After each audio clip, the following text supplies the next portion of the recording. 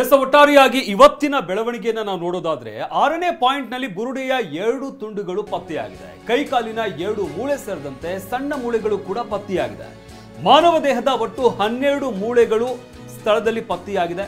6ನೇ ಪಾಯಿಂಟ್ನಲ್ಲಿ ಮುಂದುವರಿದ ವಿಧಿವಿಜ್ಞಾನ ಪ್ರಕ್ರಿಯೆ, ಮೂಳೆ, ಬುರುಡೆಯ ತುಂಡು ಇವೆಲ್ಲವನ್ನು ಕೂಡ FSL ತಂಡ ಸಂರಕ್ಷಿಸಿರುವಂತಹ ಅವಶೇಷಗಳನ್ನ FSLಗೆ ಕೊಂಡೊಯ್ಯಲಾಗುತ್ತೆ, ತನಿಖೆಯನ್ನು ನಡೆಸಲಾಗುತ್ತೆ. ಅದ್ರ ಬಗ್ಗೆ ತನಿಖೆಯನ್ನು ನಡೆಸಲಾಗುತ್ತೆ. ಅದು ಯಾರ್ದು ಅಂದ್ರೆ ಈಗ ಸದ್ಯಕ್ಕೆ ಪ್ರಾಥಮಿಕ ಮಾಹಿತಿ ಪ್ರಕಾರ ಅದು ಪುರುಷನದ್ದು ಅಂತ ಹೇಳಲಾಗ್ತಾ ಇರುವಂಥದ್ದು. ಆದ್ರೆ ಅದನ್ನ ಲ್ಯಾಬ್ಗೆ ತೆಗೆದುಕೊಂಡು ಹೋಗಿ ಮತ್ತಷ್ಟು ಪರಿಶೀಲನೆ ಮಾಡಲಾಗುತ್ತೆ, ಅದನ್ನ ಕನ್ಫರ್ಮ್ ಮಾಡ್ಕೊಳ್ಳೋದಾಗುತ್ತೆ. ಅದಾದ ನಂತರ ಆ ವ್ಯಕ್ತಿ ಎಷ್ಟು ವಯಸ್ಸಿನಲ್ಲಿ ಸತ್ತಿರಬಹುದು ಅನ್ನೋದ್ರ ಬಗ್ಗೆ ಕೂಡ ತನಿಖೆಯನ್ನು ನಡೆಸಲಾಗುತ್ತೆ. ಅದೆಲ್ಲವೂ ಕೂಡ ಲ್ಯಾಬ್ನಲ್ಲಿ ಮತ್ತಷ್ಟು ಮಾಹಿತಿ ನಂತರ ಗೊತ್ತಾಗುತ್ತೆ.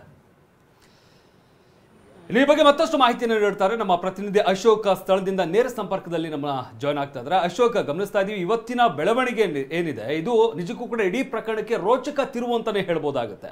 ಒಟ್ಟಾರೆಯಾಗಿ ಇವತ್ತು ಬೆಳಗ್ಗಿನಿಂದ ಸಂಜೆವರೆಗೂ ಏನೆಲ್ಲ ಅಪ್ಡೇಟ್ ಆಗಿದೆ ಈ ಪ್ರಕರಣಕ್ಕೆ ಸಂಬಂಧಪಟ್ಟಂತೆ? ಹೌದು ಶಮಂತ್, ಪ್ರಮುಖವಾಗಿ ಇವತ್ತು ಬೆಳಿಗ್ಗೆ SIT ಅಧಿಕಾರಿಗಳು ಮತ್ತು ಅನಾಮಿಕ ದೂರುದಾರ ಮತ್ತು ಸಿಬ್ಬಂದಿಗಳು ಕಾರ್ಮಿಕರೆಂದರೆ ಸ್ಪಾಟ್ ನಂಬರ್ 6ರ ಉತ್ಖನನಕ್ಕೆ ಮುಂದಾಗಿದ್ರು. ಸೊ ಇವತ್ತು 6ರಿಂದ ಒಂದು 10 ತನಕ ಆಗುತ್ತೆ ಅನ್ನುವಂಥ ನಿರೀಕ್ಷೆ ಇತ್ತು, 10 ಪಾಯಿಂಟ್ವರೆಗೂ ಆಗುತ್ತೆ ಅನ್ನೋ ನಿರೀಕ್ಷೆ ಇತ್ತು. ಆದರೆ ಯಾವಾಗ ಸ್ಪಾಟ್ ನಂಬರ್ 6ರಲ್ಲಿ ಕಲೆಬರ ಸಿಕ್ಕಿತ್ತು, ಅದಾದ ಬಳಿಕ ಇನ್ನೂ ಕೂಡ ಸ್ಪಾಟ್ ನಂಬರ್ 6ರಲ್ಲೇ SIT ಅಧಿಕಾರಿಗಳು, ದೂರುದಾರ ವ್ಯಕ್ತಿ, ಇದರ ಜೊತೆಗೆ ಸಿಬ್ಬಂದಿಗಳು ಎಲ್ಲರೂ ಕೂಡ ಅದೇ ಒಂದು ಸ್ಪಾಟಲ್ಲಿ ಇರುವಂಥದ್ದು ಗಮನಿಸ್ಬೋದು.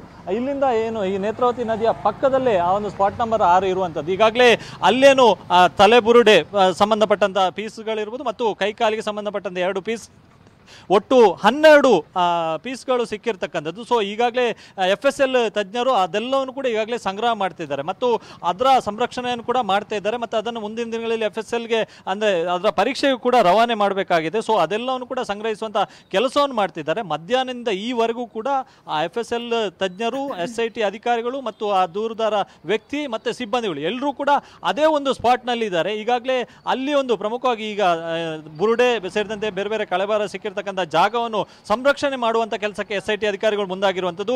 ಹೀಗಾಗಿ ಅಲ್ಲಲ್ಲಿ ಏನು ಪ್ರಮುಖವಾಗಿ ಮಳೆ ಏನು ಸುರಿತಾ ಇದೆ, ಸೊ ಮಳೆ ಸುರಿಯುತ್ತಿರುವ ಕಾರಣಕ್ಕಾಗಿ ಅಲ್ಲಿ ಸಾಕ್ಷ್ಯನಾಶ ಆಗ್ಬೋದು ಎನ್ನುವಂಥ ನಿಟ್ಟಿನಲ್ಲಿ ಅಲ್ಲಿ ಈಗಾಗಲೇ ಏನು ಆ ಸ್ಪಾಟ್ ನಂಬರ್ 6 ಎಂದೇ ಅದರ ಮೇಲ್ಭಾಗದಲ್ಲಿ ಶೀಟ್ ಅಳವಡಿಸುವಂಥ ಕೆಲಸವನ್ನು ಕೂಡ ಮಾಡಿದ್ದಾರೆ. ಯಾಕಂತ ಹೇಳಿದ್ರೆ ಮಳೆ ನೀರು ಆ ಗುಂಡಿಯ ಒಳಗೆ ಹೋದ್ರೆ ಅದು ಮತ್ತೆ ಸಾಕ್ಷ್ಯನಾಶ ಆಗ್ಬೋದು ಎನ್ನುವಂಥ ಕಾರಣಕ್ಕಾಗಿ SIT ಅಧಿಕಾರಿಗಳು ಕಟ್ಟೆಚ್ಚರವನ್ನು ವಹಿಸಿರುವಂಥದ್ದು. ಇನ್ನೂ ಕೂಡ ಅಲ್ಲಿ ಕಾರ್ಯಾಚರಣೆ ನಡೀತಾ ಇದೆ, ಗಮನಿಸಬಹುದು. ಈಗಾಗಲೇ ಒಂದಿಷ್ಟು ಸಿಬ್ಬಂದಿಗಳು ಅಲ್ಲಿಂದ ವಾಪಸ್ ಆಗ್ತಿದ್ದಾರೆ, ಕೆಲವೊಂದಿಷ್ಟು ಕೆಲಸಗಳನ್ನು ಮುಗಿಸ್ಕೊಂಡು ವಾಪಸ್ ಆಗ್ತಿದ್ದಾರೆ. ಈಗಾಗಲೇ ಆ ಮಿನಿ ಹಿಟಾಚಿ ಏನಿದೆ ಅದು ಕೂಡ ಈಗಾಗಲೇ ವಾಪಸ್ ಆಗಿತ್ತು ಮತ್ತು ಕೆಲವೊಂದಿಷ್ಟು ಕಾರ್ಮಿಕರು ಕೂಡ ವಾಪಸ್ ಆಗಿದ್ರು. ಈಗ ಒಂದು 3 ಜನ ಸಿಬ್ಬಂದಿಗಳು ಆ ಸ್ಥಳದಿಂದ ಸ್ಪಾಟ್ ನಂಬರ್ 6 ಎಂದೇ ಅಲ್ಲಿಂದ ವಾಪಸ್ ಆಗ್ತಿರ್ತಕ್ಕಂಥ ದೃಶ್ಯಗಳು ಕೂಡ ಕಂಡು ಬರ್ತಾ ಇದೆ.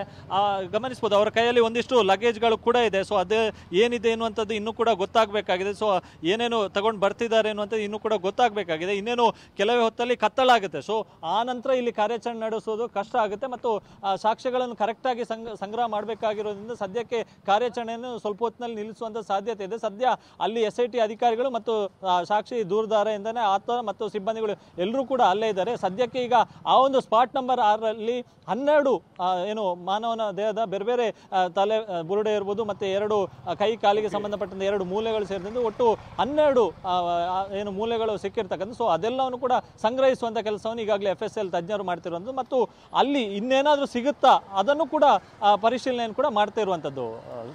ಅಶೋಕ್, ನಿಮ್ಮೆಲ್ಲ ಮಾಹಿತಿಗಾಗಿ. ಮೂರನೇ ದಿನದ ಶೋಧ ಕಾರ್ಯಾಚರಣೆ ಈಗ ಮುಕ್ತಾಯವಾಗಿದೆ. ಸ್ಥಳದಿಂದ ಎಲ್ಲ ಕಾರ್ಮಿಕರು ಹೊರಟಿದ್ದಾರೆ. ಆ ದೃಶ್ಯಗಳನ್ನ ನಾವು ತೋರಿಸ್ತಾ ಇದ್ವಿ ನಿಮ್ಗೆ. ಕಾಡಿನಿಂದ ಹೊರಗೆ ಬಂದಿದ್ದಾರೆ.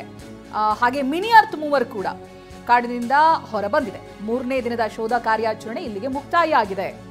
ಮೂರನೇ ದಿನ 6ನೇ ಪಾಯಿಂಟ್ ವರೆಗೂ ಕೂಡ ಕಾರ್ಯಾಚರಣೆ ನಡೆಯಿತು. ಇವತ್ತಿನ ದಿನ 6ನೇ ಪಾಯಿಂಟ್ನಲ್ಲಿ ಶೋಧ ನಡೆಯಿತು. ಆದಂತಹ ಸಂದರ್ಭ ಸುಮಾರು 12:50 ನಂತರ ಆಗಿರುವಂತಹ ಬೆಳವಣಿಗೆಯನ್ನು ನಾವು ನಿಮಗೆ ತೋರಿಸಿದ್ವಿ.